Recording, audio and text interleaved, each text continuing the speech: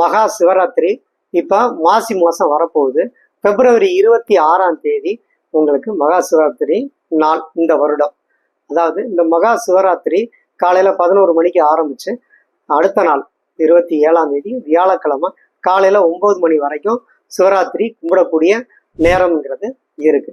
மகா சிவராத்திரி அப்படின்னாவே என்ன அப்படின்னா, நம்ம குலதெய்வத்தை வழிபடக்கூடிய நல்ல நாள். குலதெய்வத்தை ஏன் அன்னைக்கு நம்ம வழிபடணும் அப்படின்னு பார்த்தா, நமக்கு ஒரு ஐதீகம் இருக்கு. அதாவது மகா சிவராத்திரி அன்னைக்கு உங்களுக்கு மேலோகத்துல இருக்க நம்ம முன்னோர்களுக்கு அவங்களுக்கு பழைய நினைவுகள் கொடுக்கப்படுறதா ஒரு ஐதீகம் இருக்கு. ஸோ அவங்களுக்கு அந்த ஆத்மாவுக்கு பழைய நினைவுகளை கொடுத்தனையும் அவங்க கிளம்பி வரக்கூடிய இடங்கிறது குலதெய்வ இடத்துக்கு தான் அவங்க வருவாங்க.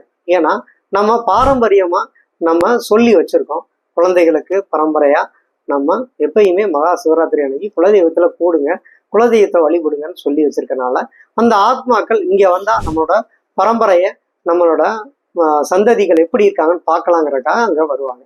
ஸோ அங்க பார்க்குறப்ப நம்ம நிறைய நம்மளோட குறைகள் ஏதாவது இருந்தா நம்ம சிவராத்திரி அன்னைக்கு மனமுருகி நம்மளோட முன்னோர்கள்ட்ட நம்ம இந்த மாதிரி எனக்கு குழந்தை இல்லை, எனக்கு கல்யாணம் லேட் ஆகுது, எனக்கு தொழில் செய்ய முடியல, ரொம்ப கடனா இருக்கேன், இப்படி உங்களோட கஷ்டங்களை நீங்க சொல்லி அங்க முறையிட்டீங்க அப்படின்னா அன்னைக்கு வரக்கூடிய அந்த சிவராத்திரி அன்னைக்கு மகா சிவராத்திரி அன்னைக்கு வரக்கூடிய முன்னோர்கள் அவங்களோட புண்ணியங்களை உங்களுக்கு கொடுத்து உங்களோட பாவத்தை அவங்க ஏத்துட்டு அவங்க மேல போய் அவங்க அதை கஷ்டத்தை அனுபவிக்கிறதா ஒரு ஐதீகம் இருக்கு.